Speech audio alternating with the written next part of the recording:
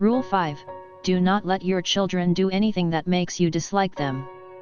Was it really a good thing, for example, to so dramatically liberalize the divorce laws in the 1960s?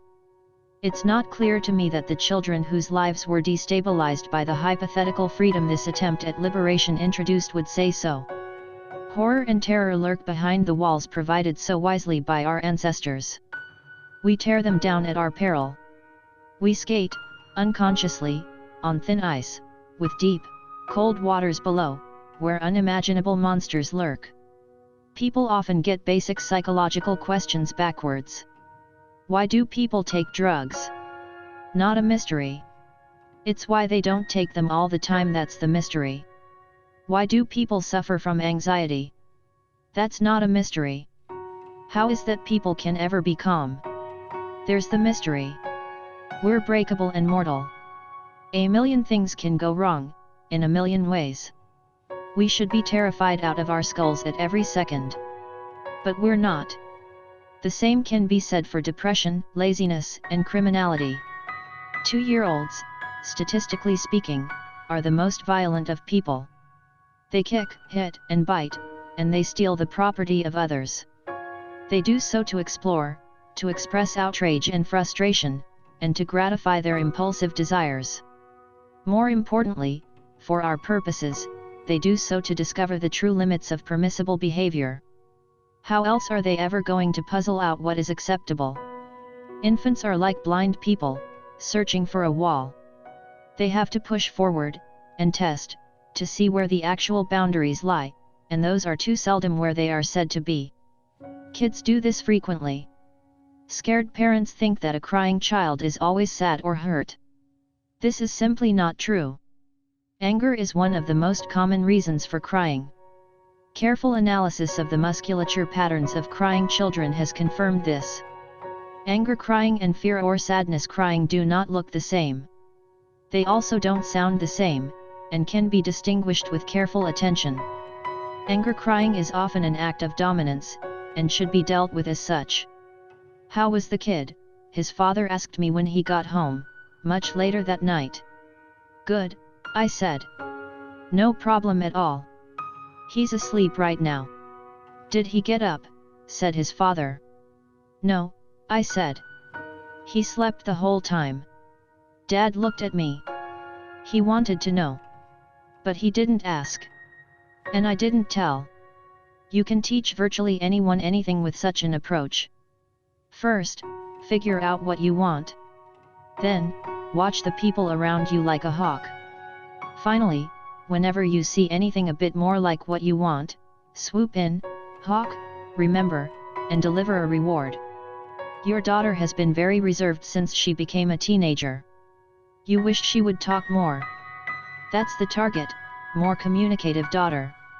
One morning, over breakfast, she shares an anecdote about school. That's an excellent time to pay attention. That's the reward. Stop texting and listen. Unless you don't want her to tell you anything ever again. Skinner, however, was a realist. He noted that use of reward was very difficult. The observer had to attend patiently until the target spontaneously manifested the desired behavior, and then reinforce. This required a lot of time, and a lot of waiting, and that's a problem. However, children would not have such a lengthy period of natural development, prior to maturity, if their behavior did not have to be shaped. Given this, the fundamental moral question is not how to shelter children completely from misadventure and failure, so they never experience any fear or pain, but how to maximize their learning so that useful knowledge may be gained with minimal cost. If a child has not been taught to behave properly by the age of 4, it will forever be difficult for him or her to make friends. The research literature is quite clear on this.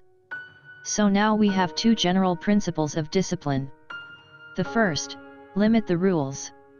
The second, use the least force necessary to enforce those rules. So here are a few practical hints.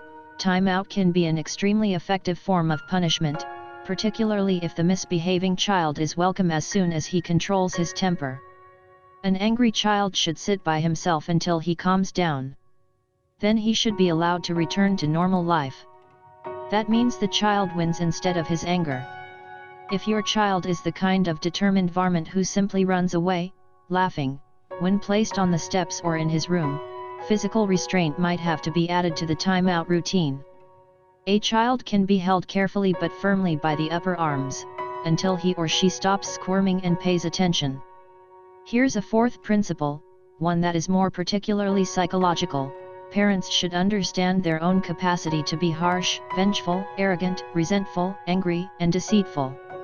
People are aggressive and selfish, as well as kind and thoughtful.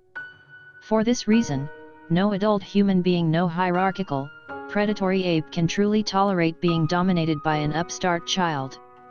Revenge will come. 10 minutes after a pair of all too nice and patient parents have failed to prevent a public tantrum at the local supermarket, they will pay their toddler back with the cold shoulder when he runs up, excited, to show mom and dad his newest accomplishment. Here's a fifth and final and most general principle. Parents have a duty to act as proxies for the real world, merciful proxies, caring proxies, but proxies, nonetheless. This obligation supersedes any responsibility to ensure happiness, foster creativity, or boost self-esteem.